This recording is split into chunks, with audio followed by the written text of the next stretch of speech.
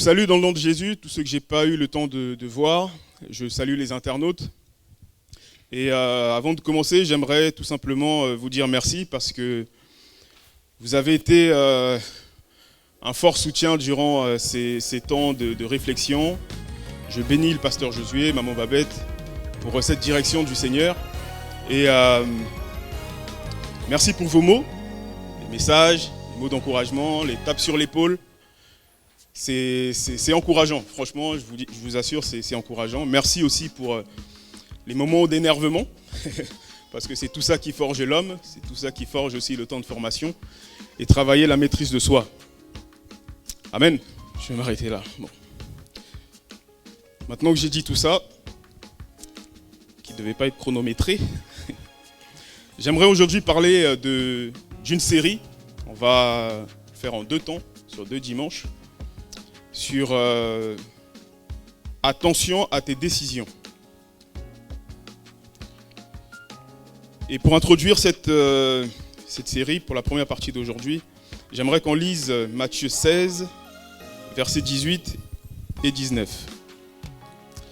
Matthieu 16, versets 18 et 19, qui dit « Et moi, je te dis que tu es Pierre, et que sur cette pierre je bâtirai mon église, et que les portes du séjour des morts ne prévaudront point contre elle. Je te donnerai les clés du royaume des cieux. Ce que tu lieras sur la terre sera lié dans les cieux, et ce que tu délieras sur la terre sera délié dans les cieux. » Ici, en effet, Jésus s'adresse à Pierre, on peut dire en cas particulier. Je te donnerai les clés du royaume des cieux. Et il y a une ponctuation qui est les 2 points. Si je te donne les clés du royaume des cieux, ce qui entraîne que ce que tu délieras sur la terre, ce que tu lieras sur la terre sera lié dans le ciel, et ce que tu délieras sur la terre sera délié dans le ciel. Et en préparant ce verset, ce partage, j'avais une pensée. Je me disais, c'est vrai que quand je pars en vacances, pour laisser un semblant de vie dans la maison, généralement on contacte mes beaux-parents qui sont fort sympathiques et on leur laisse les clés de la maison en leur disant comment animer la maison en notre absence.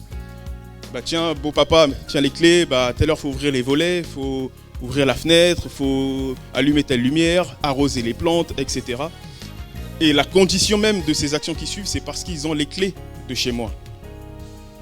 Et j'ai fait mon slogan du moment, qui est « Lire la Bible, c'est bien, mais cela ne doit pas me rendre stupide ». Pourquoi je dis cela ? Bien aimé, la parole de Dieu est claire. Là, je ne sais pas comment vous recevez cette déclaration, mais Dieu reconnaît ici que ce que l'homme lit sur la terre a des implications dans les cieux. Ce qu'il délie sur la terre a des implications dans les cieux. Je répète, Dieu déclare ici et reconnaît que ce que l'homme lit sur la terre a des implications dans les cieux.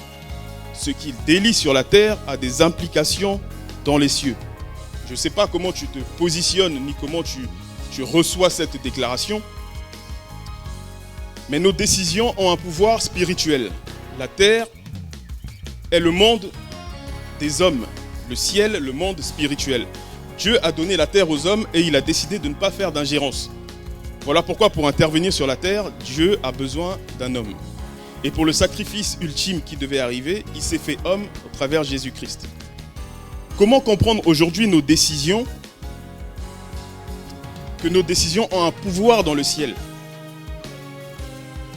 Avant d'aller plus loin et que tu ne t'exclus de cette déclaration de peur de dire que ça ne m'est pas adressé, 2 chapitres plus loin, dans Matthieu 18, verset 18, il est dit « Je vous le dis en vérité, tout ce que vous lirez sur la terre sera lié dans le ciel, et tout ce que vous délierez sur la terre sera délié dans le ciel. » Je veux que tu t'imprègnes de cela et que tu fasses cette déclaration vraiment ton leitmotiv, comme on dit. Moi, pour ma part, j'ai appris à ne plus parler négativement de moi. Ça a mis du temps, mais j'ai appris à ne plus dire des choses négatives sur moi. Du style « Ah, qu'est-ce que je suis nul !»« Ah, mais qu'est-ce que je suis bête !» Alors vous à moi, vous allez me dire « Mais c'est un langage de tous les jours, c'est rentrer dans la vie de tous les jours, c'est juste une expression comme ça. » Mais oui, bien aimé, C'est ce que veut l'ennemi.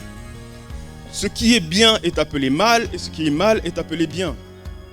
Donc pour nous, laisser moudre dans ce qui est mal est bien, ce qui est bien est mal, eh ben, le fait de déclarer que je suis nul et de me dire, bon, c'est une expression pour dire que j'ai pas réussi ou je suis tombé, eh ben, on s'acclimate de ça et notre esprit se nourrit de ça.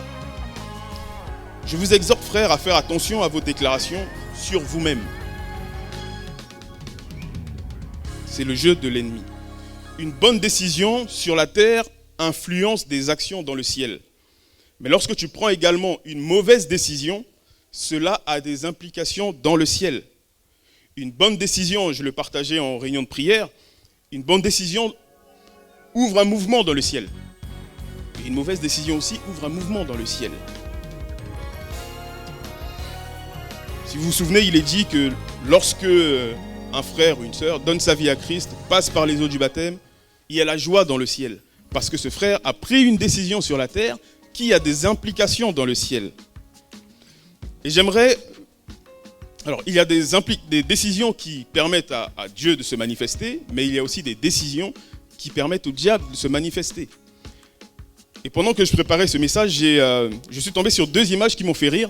Et j'aimerais juste vous les projeter pour expliquer un peu que nous sommes parfois à l'origine de nos propres problèmes.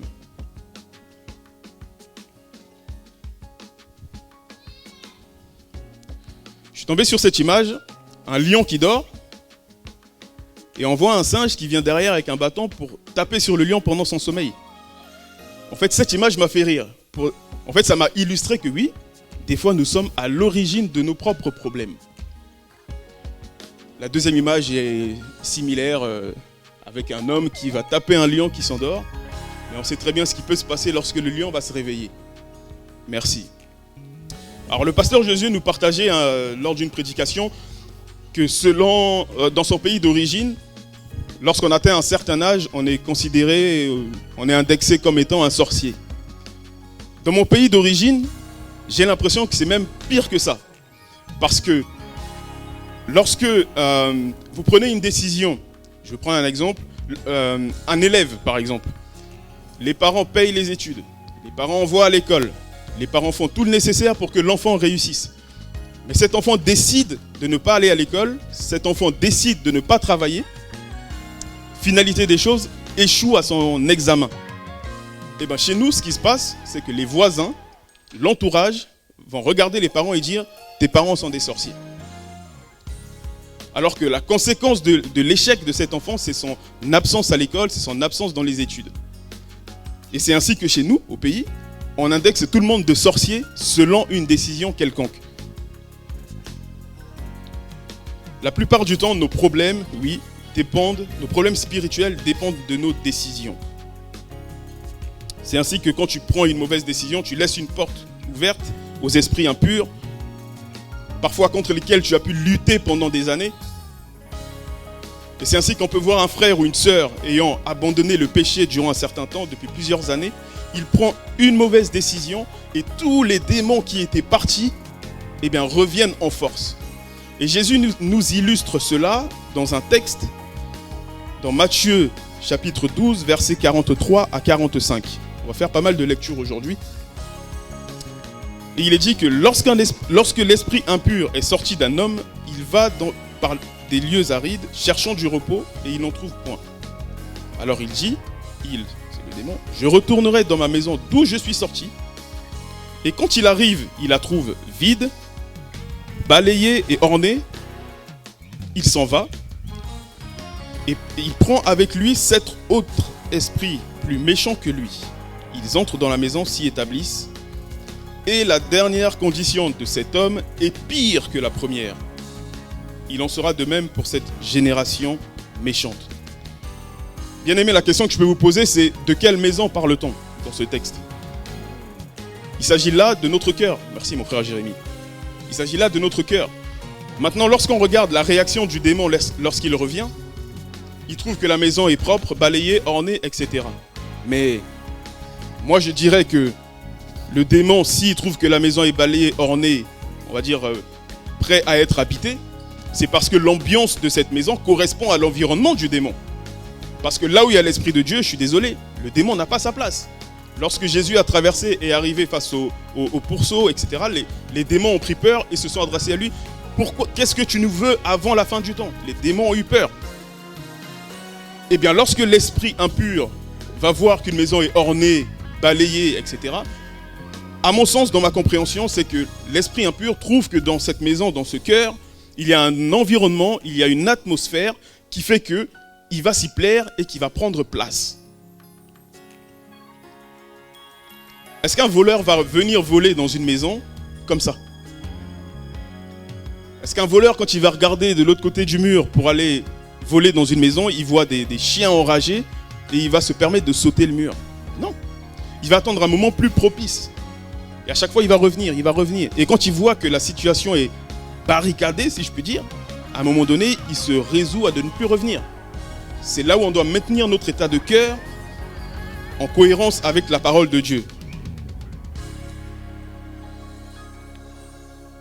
Un autre texte, dans Ésaïe 30, versets 1 et 2, dit « Malheur, dit l'Éternel, aux enfants rebelles, qui prennent des résolutions sans moi et qui font des alliances sans ma volonté pour accumuler péché sur péché.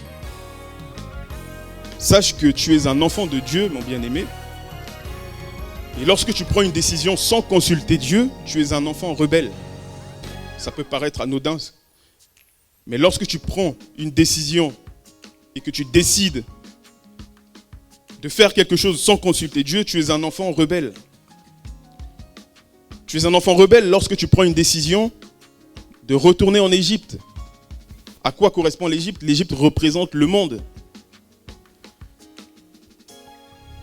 Sache que tu es un enfant rebelle lorsque tu ne consultes pas Dieu dans tes décisions.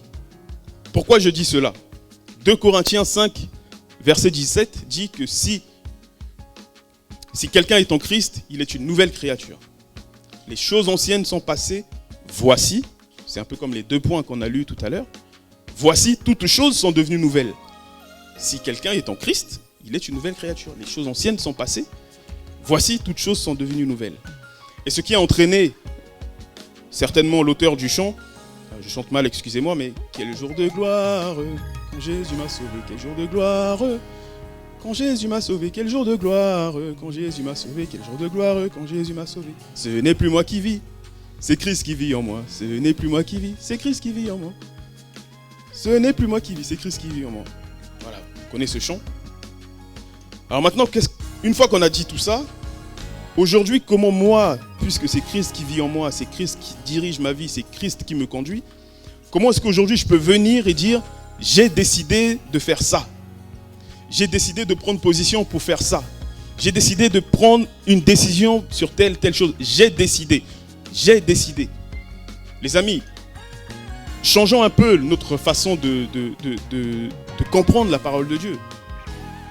Christ habite en nous, consultons l'Éternel, consultons Dieu lorsqu'on prend nos décisions. Et c'est ainsi que j'ai entendu des fois, comme je vous disais tout à l'heure, qu'on peut considérer que des déclarations sont anodines.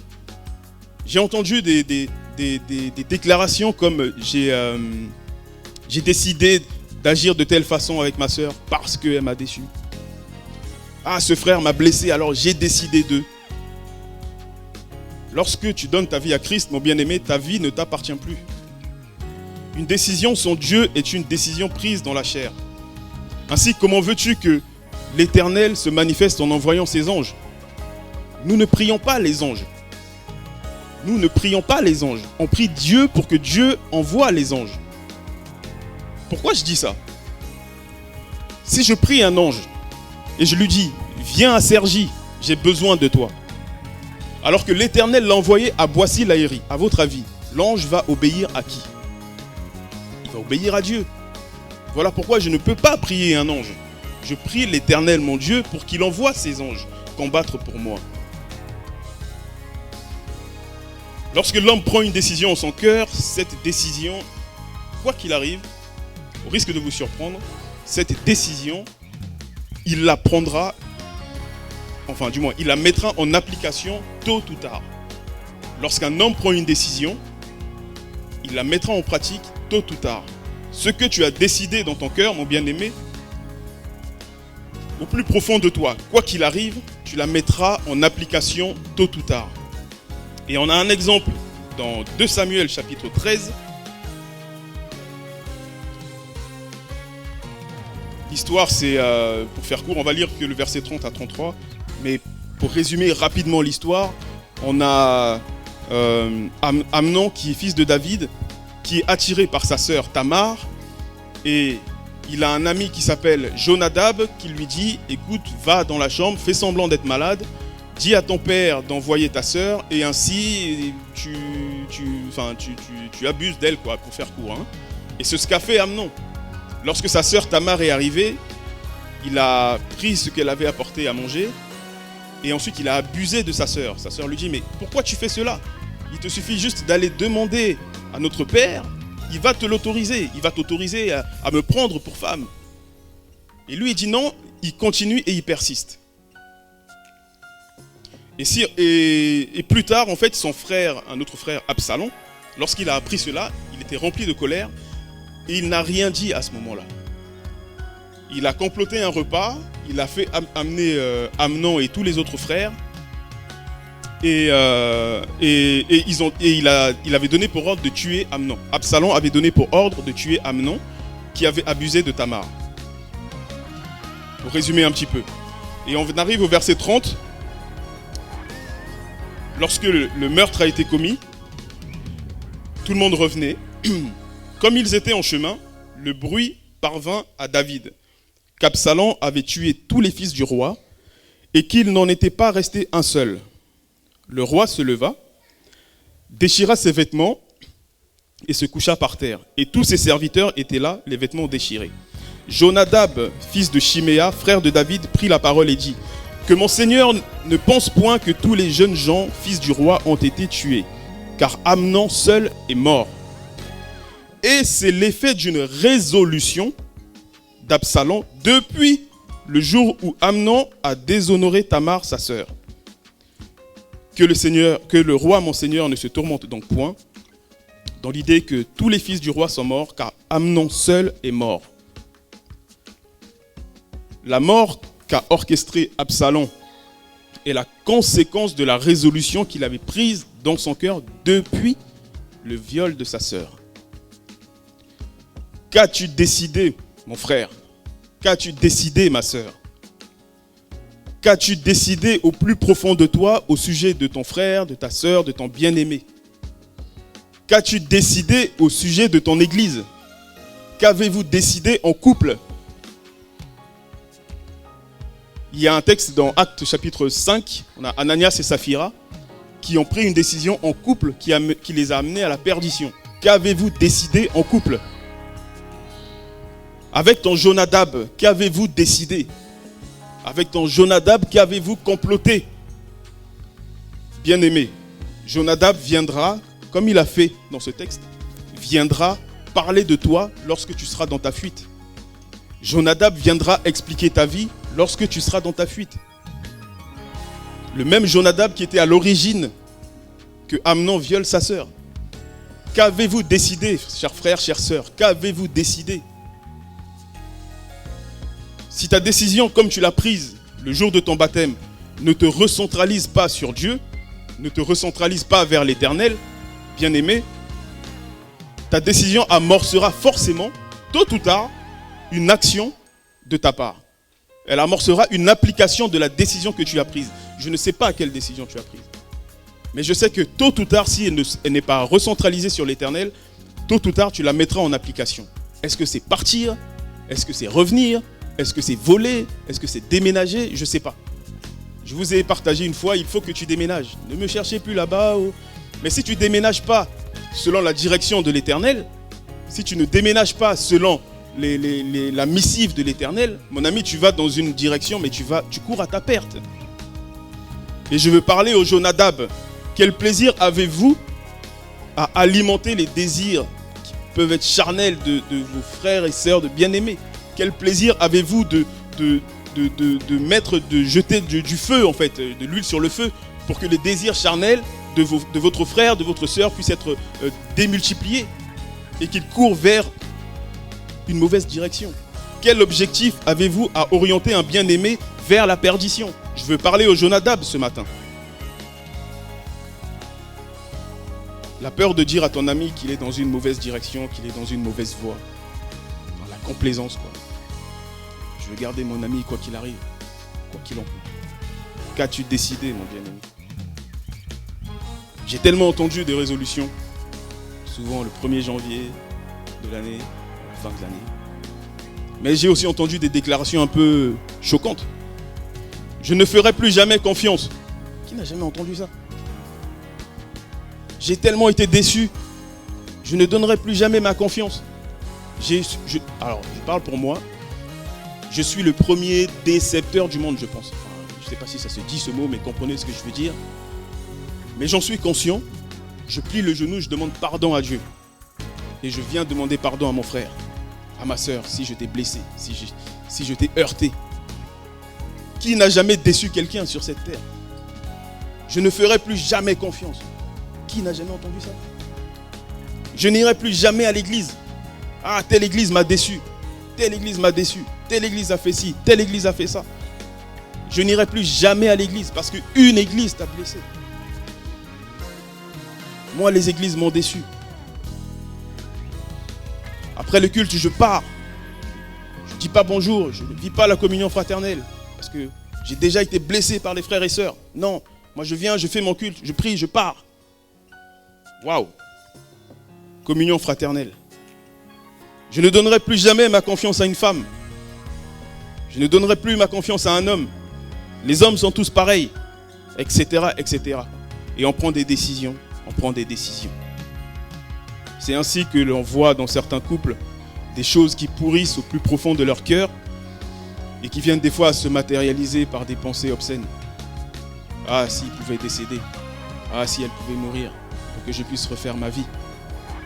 Ah, s'il pouvait partir parce que j'ai pas la force de divorcer. J'ai pas la force de... Je sais pas. Mais que la mort l'emporte et que je puisse refaire ma vie. Oui, je peux choquer certains, mais ça arrive. Ça arrive. Plus jamais je ne dirai la vérité. Plus jamais, plus jamais, plus jamais. Bien aimé, je vous disais en introduction que c'est une série, ce sera sur 2 parties. Je vais rapidement aller vers la conclusion. Mais avant de conclure, j'aimerais parler d'un texte qui me marque toujours quand je lis et je relis. C'est l'histoire de Jonas. Il y a des textes comme ça où, vous savez, vous ouvrez la Bible et tout de suite, c'est comme un film. Vous faites play et vous êtes tout de suite dans l'action. Il n'y a pas d'introduction, il n'y a pas de pause de décor. Le film commence. Et moi, il y a pour l'instant 2 textes qui me mettent dans cette ambiance. C'est Job, parce que dès le premier chapitre, il y a une succession de malheurs qui lui arrivent. Et là, dans le livre de Jonas, c'est un peu pareil. Dès le premier chapitre, il est envoyé en mission, va à Ninive. Et lui, il se lève pour s'enfuir, il s'en va à Tarsis. Peut-on réellement s'enfuir devant la face de l'Éternel? Jonas prend une décision, il dit non, il va dans l'autre direction. Et la Bible dit que Jonas se leva pour s'enfuir à Tarsis. Et il arriva tout près d'un navire. Il a payé le prix du transport pour traverser. Mais Dieu avait décidé autrement et que son chemin et son parcours n'étaient pas vers cet endroit-là. L'Éternel fit souffler un vent sur la mer, le navire menaçait et les mariniers prirent peur. Et le pilote se lève, il va réveiller Jonas, il dit mais qu'est-ce que tu fais? Il y a du vent dehors et toi tu dors, lève-toi. Et ensuite Jonas, comme leur avait dit qu'il fuyait la face de l'Éternel, du coup les mariniers lui ont dit mais qu'est-ce qu'il faut faire pour que ça se calme? Qu'est-ce qu'il faut faire pour que ça s'arrête? Et Jonas il dit quelque chose qui surprend, il dit ah mais jetez-moi par-dessus bord. Puis les mariniers ils exécutent. Ils prennent et ils jettent Jonas. Et la Bible dit que Dieu a envoyé un grand poisson qui a avalé Jonas. Mais Jonas avait là déjà tous les signes qui lui montraient qu'il n'était pas dans la bonne direction. Il avait déjà tous les feux rouges du Seigneur pour dire non, c'est pas là que je t'ai envoyé. Fais demi-tour. Et c'est un peu le cas dans notre vie. Des fois, un frère peut venir te voir pour te dire un conseil, pour te transmettre une information. Pour te dire, tiens, attention, j'ai prié, j'ai reçu quelque chose. C'est des signes, enfin, ce sont des alertes du Seigneur. Mais nous, généralement, on est assez têtus, quoi. On fonce. On a pris notre décision. Je vais dans telle direction, je vais dans telle direction. Et conséquence donc, un poisson vient, avale Jonas. Et Jonas fut isolé, confiné dans un lieu, dans le ventre du poisson, pendant 3 jours. Et il y a un verset qui dit, enfin dans Jonas 2, verset 10, il est dit, dans la seconde partie, en fait Jonas a pris conscience qu'il n'était pas dans la bonne direction, il a pris conscience et la Bible dit qu'il a prié à Dieu. Et il dit, pour moi, j'offrirai des sacrifices avec un cri d'action de grâce, j'accomplirai les vœux que j'ai faits, le salut vient de l'Éternel. Bien-aimé, dans ton isolement, si je prends ce cas de figure, il y a 2 choses à faire. La première, prier.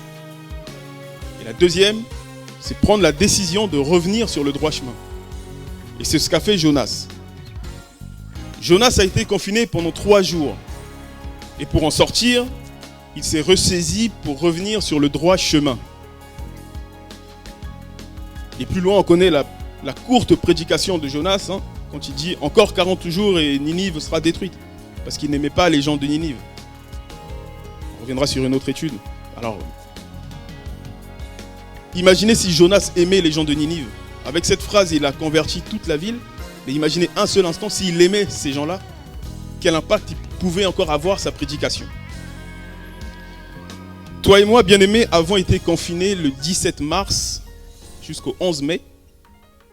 Les restaurants, les salles n'ont ouvert que le 22 juin. Et aujourd'hui, la situation se complique encore un peu. On a été confinés pendant, je ne sais, peut-être 2 mois et demi. Bien-aimé, qu'as-tu décidé pendant ton confinement, quand tu étais dans le poisson là? Qu'as-tu décidé? Qu'avez-vous décidé? T'es-tu remis sur le droit chemin? As-tu pris en compte que la direction que le Seigneur te demandait à ce moment-là n'était peut-être pas la bonne? As-tu fait un état des lieux? Le diable est un divertisseur, il ne vient que pour distraire et pour détruire. Moi j'ai entendu mes collègues, et j'ai entendu quelques personnes comme ça qu'on a interviewées à la télé, dans les chaînes d'infos. Ah mais une fois qu'on sera déconfiné, qu'allez-vous faire? Une fois qu'on sera sorti de notre confinement, quelle est la première chose que vous allez faire? J'ai entendu des réponses. Mes collègues, ah non, moi, dès qu'on est déconfiné, je vais boire un verre sur une terrasse, je vais en boîte de nuit, je reprends ma vie, quoi. Dès que je suis déconfiné, ce plat que je devais manger au restaurant, là, c'est ça que je vais aller faire en premier. Dès que je serai déconfiné, je vais aller visiter je ne sais quoi. Dès que je serai déconfiné, je vais voyager. Enfin bref, je n'entendais que ce genre de choses. Je vous dis ça, je ne vous dis pas que je m'exclus dans ces propos. J'ai tenu des propos comme ça. Dès qu'on est déconfiné, ah là là, qu'est-ce que je ne vais pas pouvoir faire? Dès qu'on est déconfiné, moi je vais aller à tel endroit. Ah mais j'ai perdu le sens de, comment je peux dire, de la vie, enfin de la vie entre guillemets, quoi, ce qu'on appelle les plaisirs du monde. Ah non, dès qu'on est déconfiné, moi il faut que je fasse ça, il faut que je fasse ça, il faut que je fasse ça. Ah là là.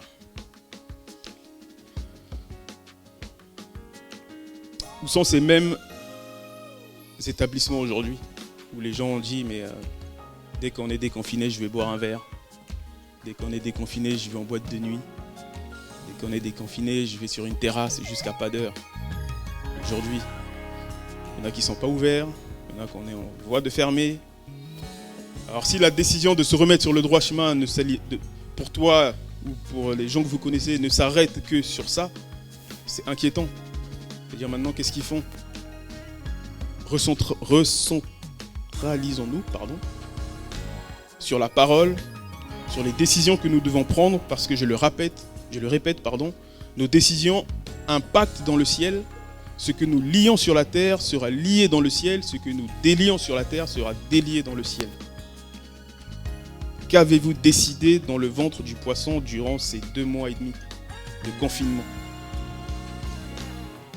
Si tu es sorti du poisson, mon bien-aimé, tel que tu es entré, laisse-moi te dire que tu es certainement exposé à quelque chose de pire si tu ne te ressaisis pas.